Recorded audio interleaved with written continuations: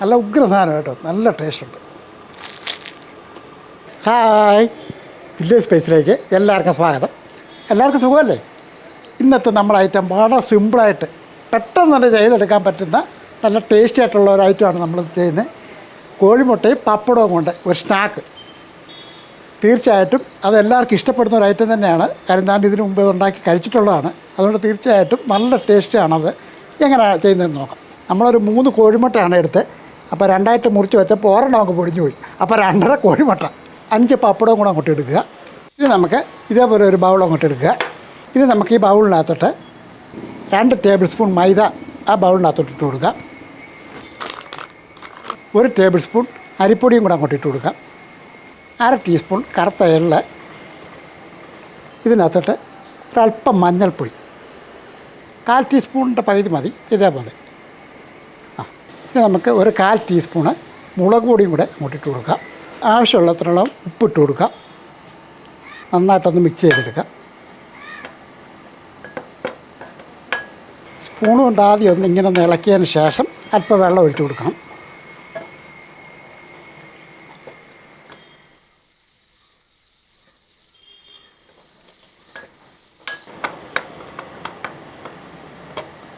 വെള്ളം കൂടിപ്പോണ്ട, കുറേശ്ശെ ഒഴിച്ച് ഇതൊന്ന് അയച്ചെടുക്കണം.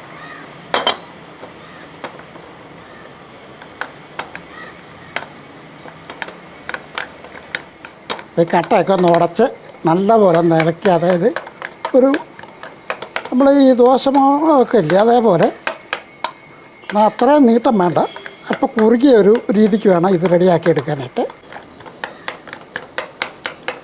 കട്ടയൊക്കെ ഉണ്ടെന്ന് നല്ലപോലെ ഒന്ന് ഉടച്ചെടുക്കണം. ഈ ഒരു രീതി വേണം. വെള്ളം കൂടിപ്പോകല് കുറഞ്ഞും പോകല്. ഈ രീതി നന്നായിട്ടൊന്ന് അയച്ചെടുക്കുക. ഈ മുറിച്ച് വെച്ചിരിക്കുന്ന മുട്ടയിലോട്ട് ഒരല്പം കുരുമുളക് പൊടി, ഇങ്ങനെ കുട്ടികൾക്കൊക്കെ കൊടുക്കുമ്പോൾ കുരുമുളക് പൊടിയൊക്കെ ഒഴിവാക്കി കൊടുക്കാവുള്ളൂ. കാര്യം എരിവുണ്ടെങ്കിൽ പിള്ളേർ കഴിക്കത്തില്ല. അപ്പോൾ അത് നമ്മൾ ശ്രദ്ധിച്ച് വേണം കുരുമുളക് പൊടിയൊക്കെ ഇടാൻ. അപ്പോൾ ഞാനിതൊക്കെ ഒന്ന് മാറ്റി വെച്ചിട്ട് നമുക്ക് അടുപ്പൊക്കെ ഒന്ന് റെഡിയാക്കാം. അടുപ്പൊന്ന് കത്തിച്ചിട്ട് ഒരു ചീനച്ചട്ടി അങ്ങോട്ട് വെക്കാം. ചീനച്ചട്ടി ചൂടായ ശേഷം അല്പം ഓയിൽ ഒഴിച്ച് കൊടുക്കുക. കുറച്ച് ഓയിൽ ഒഴിച്ച് കൊടുത്താൽ എണ്ണ ഒന്ന് ചൂടായി വരുമ്പോഴത്തേക്കും ഓരോ പപ്പടം എടുക്കുക. ഒന്ന് തട്ടിക്കളഞ്ഞെടുക്കണം. കാര്യം ഇതിൻ്റെ പൊടിയുണ്ടല്ലോ, അതൊന്ന് കളഞ്ഞതിന് ശേഷം ഇനി നമുക്ക് ഓരോ പപ്പടം അങ്ങോട്ട് എടുക്കാം. ഈ മുറിച്ച് വെച്ചിരിക്കുന്ന ഇതുണ്ട്, ഇതിങ്ങനെ കമത്തി അങ്ങോട്ട് വെക്കുക. ഇനി ഇതിങ്ങനെ അങ്ങോട്ട് മടക്കി. അപ്പോൾ പപ്പടം എടുക്കുമ്പോൾ അല്പം വലുപ്പമുള്ള എടുക്കാൻ ശ്രമിക്കണം. എന്നിട്ട് നമുക്ക് ഈ മാവ് ഇച്ചിരി ഒന്ന് തൂത്ത് കൊടുക്കുക.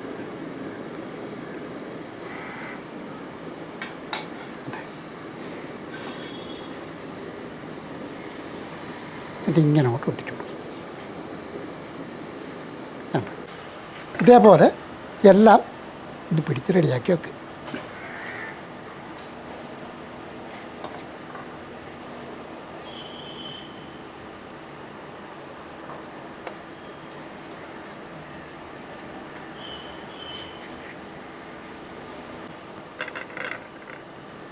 ഇപ്പോൾ ഓയിലൊക്കെ നന്നായിട്ട് ചൂടായിട്ടുണ്ട്. നമ്മളിതൊരു ചെറിയൊരളവിൽ കാണിച്ചത് മാത്രമേ ഉള്ളൂ കേട്ടോ. ഇനി നമുക്ക് ഇത് ഓരോന്നെടുത്ത് ഈ മാവിലോട്ട് കണ്ടോ, ഈ 2 സൈഡും ഒന്ന് മുങ്ങണം. അപ്പോൾ ആ രീതി വേണം മുക്കിയെടുക്കാൻ. എന്നിട്ട് മൊത്തം എല്ലാം കൂടെ പെരട്ടി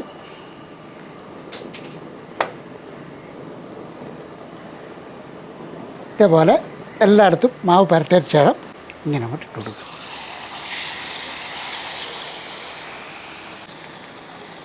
അപ്പോൾ ഓരോന്നോരോന്ന് ഞാൻ ഇട്ട് കൊടുക്കുന്നുള്ളൂ. അതുകൊണ്ടാണ് എണ്ണ കുറച്ച് ചേർത്ത് നമുക്കിത് 2 സൈഡ് തിരിച്ചു മറിച്ചുമൊക്കെ ഒന്ന് ഇട്ട് ഒന്ന് ഫ്രൈ ചെയ്തെടുക്കണം.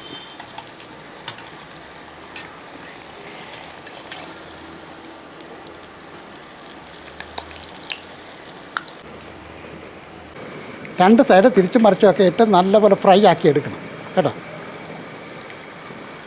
ഇത് ഒരു അല്പം ഫ്രൈ ആയിട്ടൊക്കെ കിട്ടും കേട്ടോ. അത്ര സമയമൊന്നും ഇരിക്കണം. നല്ലപോലെ ഒന്ന് ഫ്രൈ ആയിട്ടുണ്ട്. എന്നിട്ട് ഈ എണ്ണയൊന്ന് ഇതേപോലെ ഒന്ന് നിർത്തി കോരണം. ഇനി ഇതേപോലെ തന്നെ ബാക്കിയുടെ നല്ലപോലെ ഒന്ന് മാവ് മുക്കി 2 സൈഡിലൊന്ന് മുക്കിയിട്ട് നേരെ എണ്ണയിലോട്ട് ഇട്ട് കൊടുക്കുക. തിരിച്ച് മറിച്ചൊക്കെ ഒന്ന് ഇട്ട് കൊടുക്കുക.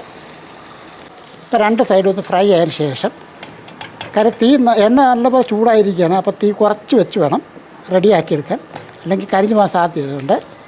അതുകൊണ്ട് ഈ ഒരു പരുവത്തിന് ആകുമ്പോഴത്തേക്കും ആ എണ്ണയൊക്കെ നിർത്തി കോരി നേരെ അപ്പം ഇതേപോലെ തന്നെ ബാക്കി കൂടെ ഒന്ന് ചെയ്തെടുക്കും. കുറച്ച് വെള്ളം നമ്മൾ കരുതിക്കണം കേട്ടോ, കൈ ഒന്ന് മുക്കിയെടുക്കാനായിട്ട്.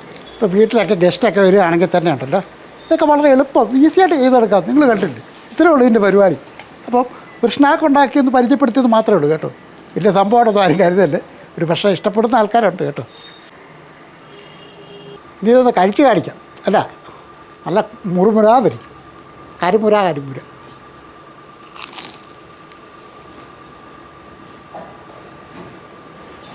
നല്ല ക്രിസ്പി എന്നൊക്കെ പറയത്തില്ലേ, അതുപോലെ.